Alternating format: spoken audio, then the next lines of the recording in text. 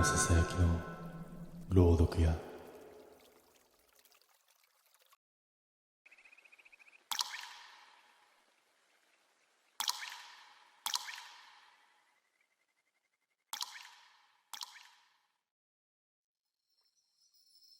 もみじの季節になるとどうしても思い出してしまう出来事がある。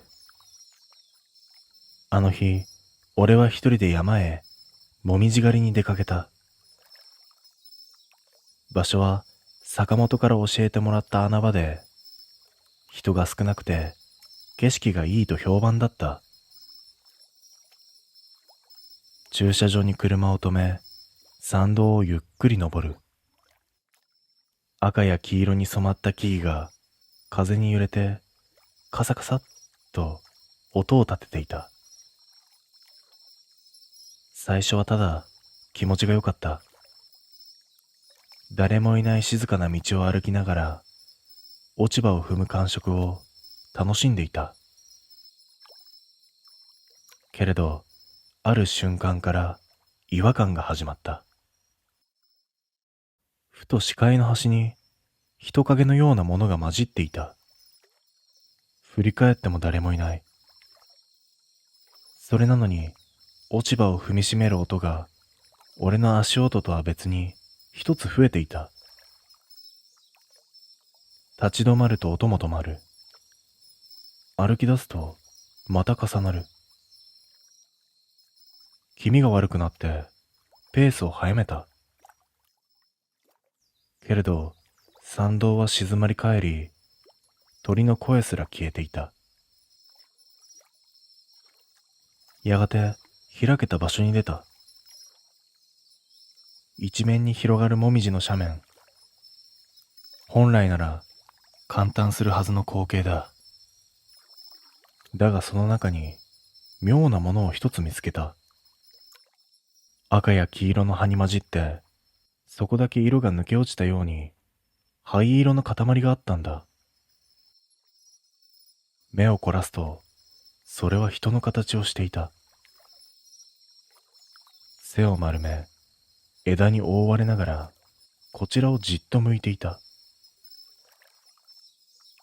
いや、枝に覆われているのではなかった。もみじそのものが、そいつの体から生えていた。葉が顔にまとわりつき、目や口の位置ははっきりしない。けれど、確かに俺を見ていた。俺は足がすくんで動けなかった。落ち葉の中に紛れているはずなのに、灰色のそいつだけが浮かび上がるように異様だった。その時、ポトッと音がした。足元に葉が一枚落ちてきたんだ。それを拾おうとした瞬間、息を飲んだ。葉の裏に人の爪が突き出していた。赤く染まった爪先が土にめり込むように動いていたんだ。慌てて葉を払い落とした時には、もうあの灰色の塊はいなかった。ただ、風が吹くたびに無数の葉が舞い、どれもが人の手のように伸びてきている気がした。俺は逃げるように山を降りた。駐車場に戻るまでずっと背後から外れの音がついてきた。それ以来、紅葉の季節になると、あの灰色の影がどこかに紛れているのではないかと、周囲を確かめずにはいられないんだ。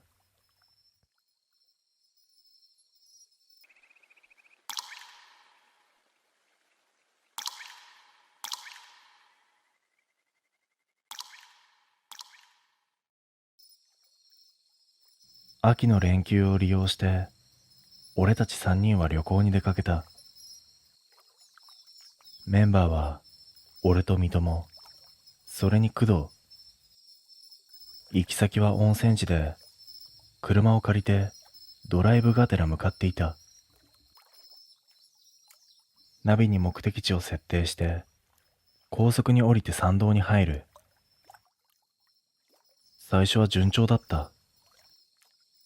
もみじに染まる山並みが窓の外に広がり、三友は綺麗だね、と声を上げていた。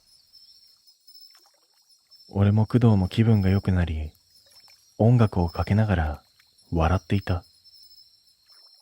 けれど、ナビが次を右です。と告げたあたりから雰囲気が突然変わった。舗装が途切れ、道幅は急に狭くなった。片側は切り立った崖、反対側はうっそうとした林。三友が、本当にこっちでいいのと不安そうに言う。俺も少し引っかかったが、ナビは確かに右を示していた。工藤も、まあ、山道を通ってショートカットするんじゃないのと笑ってハンドルを切った。車はゆっくりと坂を登っていく。やがて通信が途切れ、スマホの電波も消えた。ナビの画面は道路を示す青い線だけが伸びている。だがその線は髪を無理やり引き裂いたように歪み、森の奥へと吸い込まれるように続いていた。こんな道、地図にあったっけ？俺の問いに返事はなく、三友がただ窓の外を見つめていた。林の中に赤い着物を着た小さな人影が立っていた。それはこちらを見て、道の奥を指さしていた。その瞬間、ナビが再び声を出した。この先を直進です。俺たちは言葉を失ったまま、森の奥へと進んでいった。道はさらに細くなり、木々がフロントガラスに覆いかぶさるようになった。枝が擦れる音が、まるで無数の指で車を叩くように響いた。三友は顔をこわばらせ、ねえ、引き返そうよ、と震えた声を出した。けれど、バックしようにも道幅が狭すぎて、そんなの無理だった。工藤が無理に笑いながら、もう少し行けば開けるかもしれない、と言った。その時、ナビが妙な言葉を告げた。ここで降りてください。俺たちは顔を見合わせた。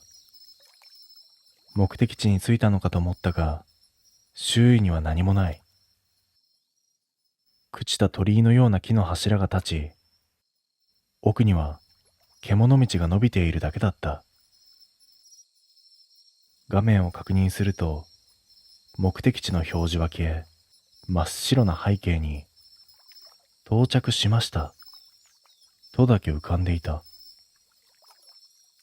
工藤が不意にシートベルトは外した。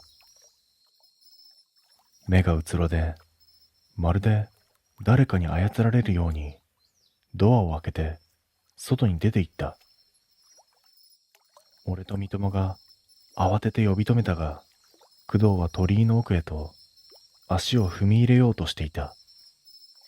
その時、ナビがもう一度告げた。次はあなたです。画面には俺と三友の名前がまるで誰かに入力されたかのように浮かび上がっていた。俺は慌ててエンジンをかけ直し、工藤を置いて車を走らせた。三友は泣きながら叫んでいた。振り返ると工藤の姿はもう見えなかった。ただナビの画面には目的地まで残り二人と表示され続けていた。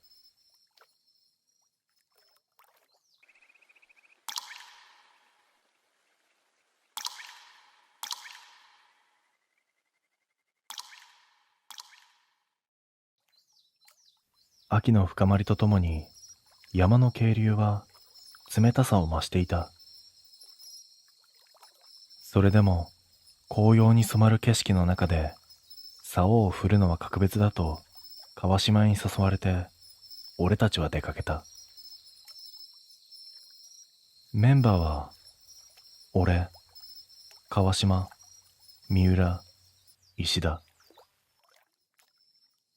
早朝に出発し、昼過ぎには人気のない谷へとたどり着いた。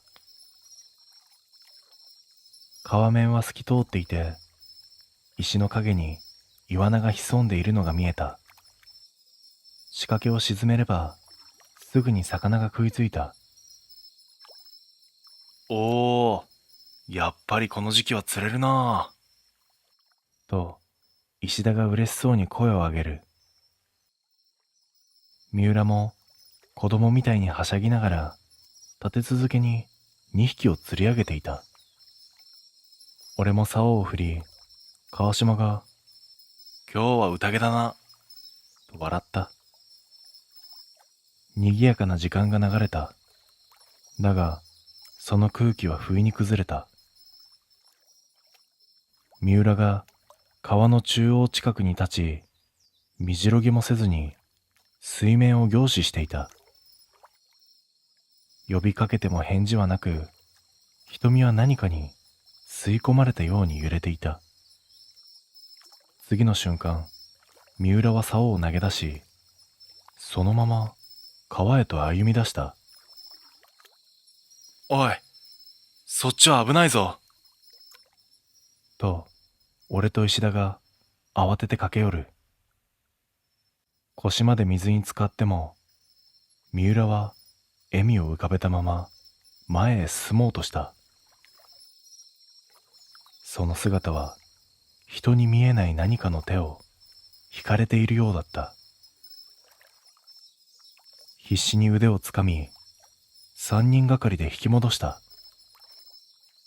だが、三浦は暴れるように抵抗し、唇からは途切れ途切れの言葉が漏れた。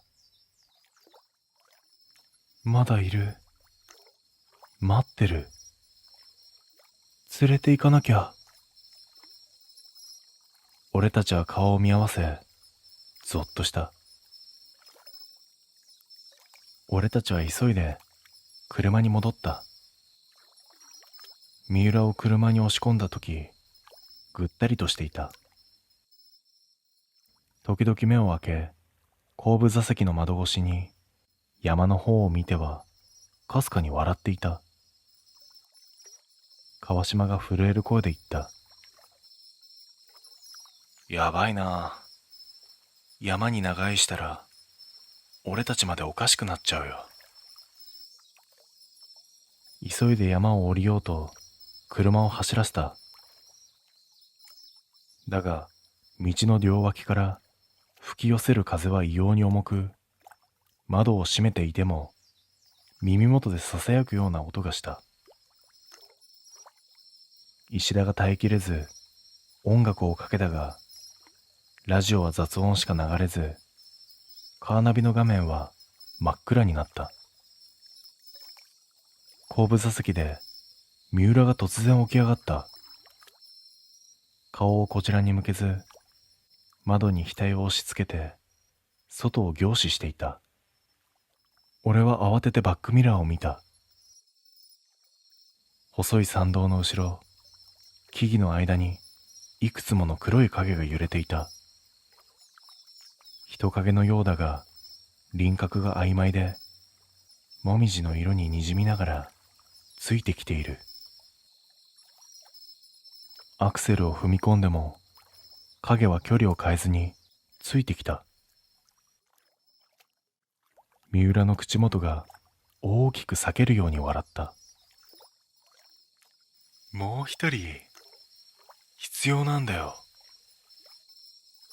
俺も川島も石田も言葉を失った。やっと山を抜け、街の明かりが見えた時には、全員ほっとしていた。三浦はというと、眠り込んだまま、何度ゆすっても目を開けなかった。その夜、民宿に泊まり、交代で三浦を見張ることにした。だが深夜、決まって三浦は、ふらりと起き上がり、窓の外をじっと見つめるんだ。誰もいない庭に視線を向けながら、低くつぶやいた。まだ、来てる。耳を澄ますと、落ち葉を踏みしめる音が、確かに廊下の奥から近づいてきた。俺と川島、石田が慌てて部屋を飛び出すと、玄関の戸が開く音がした。そこに立っていたのは、なんと三浦だった。眠っていたはずの三浦が玄関に立ち尽くしている。その足元からは濡れた落ち葉が次々と廊下に散っていた。振り返った顔を見て、全員の声が止まった。目も口も葉に覆われていて、人の顔というより、もみじそのものが形をとったような異形だったんだ。次の瞬間、玄関の外から同じ姿がいくつも現れ、音もなく這い込んできた。外れの音が廊下を埋め尽くす。俺たちは叫び声を上げて部屋へと逃げ込んだ。だがその時にはもう俺たちはなんとなく理解していた。あの山から出てきたものは遠くに置いてきたのではなく、最初から俺たちの誰かに紛れてついてきていたんだと。最後までご視聴いただき本当にありがとうございます。このチャンネルはあなた一人一人の応援で成り立っております。少しでもいいな、怖かったと感じていただけましたら、チャンネル登録で支えていただけますととても嬉しいです。あなたのその一つの登録がこれからもチャンネル運営を続けていける力になりますので、どうか応援のほどよろしくお願いいたします。それではまた次の朗読でお会いしましょう。